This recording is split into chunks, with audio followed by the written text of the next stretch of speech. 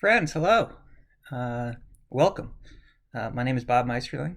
I'm starting a YouTube channel called Bobbing for Truth. It's very clever, I know. Bobbing, Bob, double entendre. Anyway, I said friends because you're already my friend if you're watching this, whether you know it or not.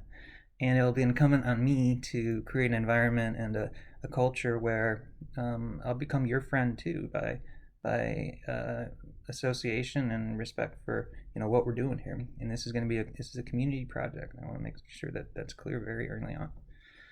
So, what is the purpose of Bobbing for Truth? Why are you doing this? I'll preface real quick that, and I'll do an episode on this for sure. I just got back from a trip from Washington State. It was a guided, paid for tour by a man named Randall Carlson, who he himself is a genius, brilliant geologist, and he gave us a tour of what's called the Scablands. And the Scablands are these canyons. They'll call them coulees because they don't have running water in them. But what he says is that there was during the Ice Age, 12,000 years ago, there was some cataclysmic event that eviscerated the ice, the water, and it melted everything, created these rivers and coulees that dried up and became coulees. And that there was a civilization that existed before before Mesopotamia and things like that. I'm no expert on this. I will hopefully bring Randall on at some point and we can have a good discussion on it. Randall himself was on Rogan's show 3 times for reference, so he's somewhat famous in the communities that he serves. And but he's called kind of a conspiracy theorist by others, and by having that tag, his tour attracted a lot of other fringe thinkers, as I call it. Conspiracy, I think, has kind of a derogatory connotation to it. Not that I care, but and my favorite part about the tour was not only the beautiful landscape and the learning, but the people. These were the nicest people, the most respectful people. They had insights on topics that you wouldn't even think about, like fourth dimension. We talked, alternate reality theory, simulation theory, multiple universe, moon landing, aliens, all these things. And I had so much fun talking with these people, and I learned so much that I came home and I thought, why? I mean, I should share this. Not share literally the conversations that I had with them, but share the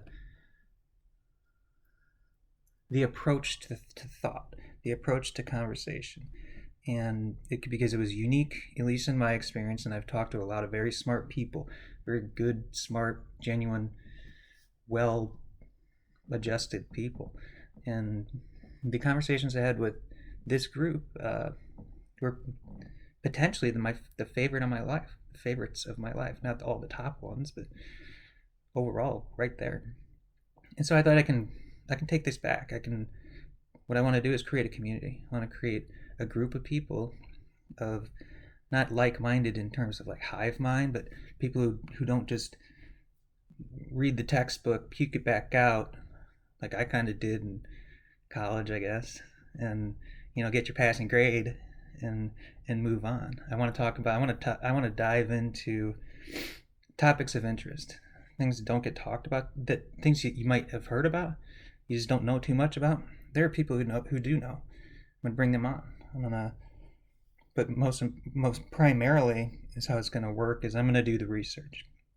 Every topic I'm gonna have, it's gonna be 2 parts. At least at first. So we'll evolve. We'll adapt and change, I'm sure. I have 2 parts. One is how Bob sees it. So I'll just tell you as like a layman on most topics, what I know about it, what I think about it, give some, maybe some creative opinions on it, and then I'll drop that video, that content, and then I'm going to go to work. I'll do a ton of research. I'll listen to everything and read everything I can until I feel satisfied that I can report back to the group, that I can give you a good feel for what the heck is going on in this community of thought. And I think there's a couple points there, because you're not going to be an expert in everything, obviously. And you might be thinking about things like someone like me. And to the extent I come back and with my second episode of where was Bob wrong and what did he miss, uh, those two things will get you the absolute value from being wrong to knowing what you're talking about, than from not knowing anything and then knowing what you're talking about. The absolute gain there is potentially twice as big. On the purpose, I was thinking last night, I want to add this in, is that why else am I doing this? Is I thought there's a notion that everything has an explanation to it, and I agree with that.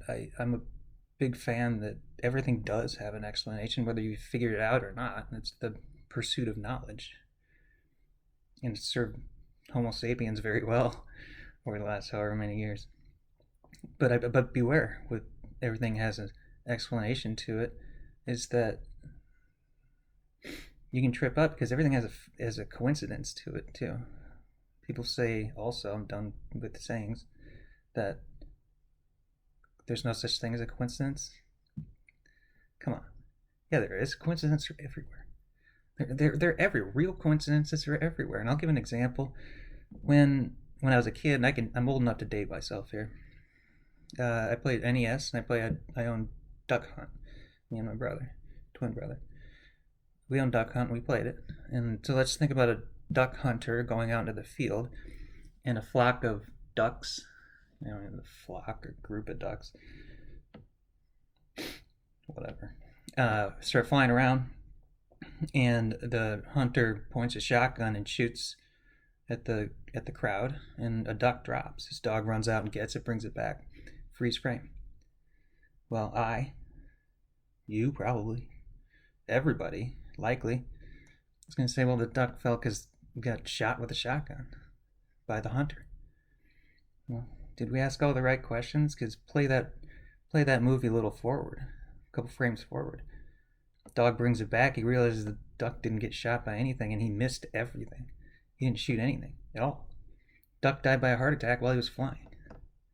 Okay, so duck dies by a heart attack. Man shoots shotgun. But we're going to connect those and say duck died by a shotgun and walk away and feel good about that outcome.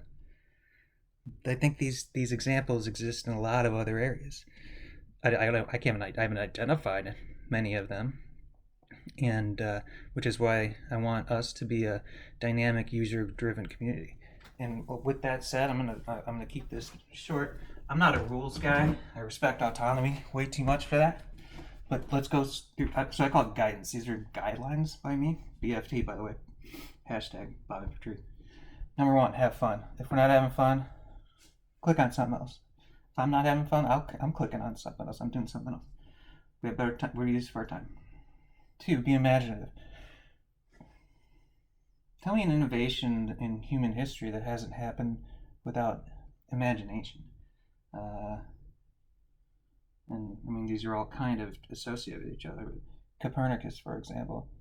Hey, boys, no, the sun doesn't revolve around the Earth. We have heliocentricity now, that we're going to call it. We go around the sun. Three, be unafraid. This is a place where your thoughts are not only going to be encouraged and welcomed, they'll be promoted. Well, if you want, to the level of extent you want promotion to it, but just don't be afraid to speak up. It's how we're going to have the most dynamic group we can have. Keep an open mind. You're going to hear things that you're going to say are completely stupid. And they might be, I don't know. But keep an open mind, because some of the kookiest things end up being true. I mean, Isaac Newton came up with calculus because he was thinking differently. Number five, last one, easy. Stay respectful. We need a name for that whiteboard.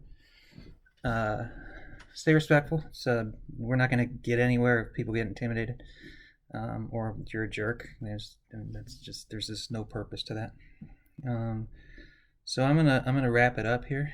I think I'm gonna drop topic number 1. I'll tease it. I had a request from a close friend of mine. Let's just dive into cryptocurrency. I don't know enough about it. I know some about it, but I think that's a topic that I can speak some to.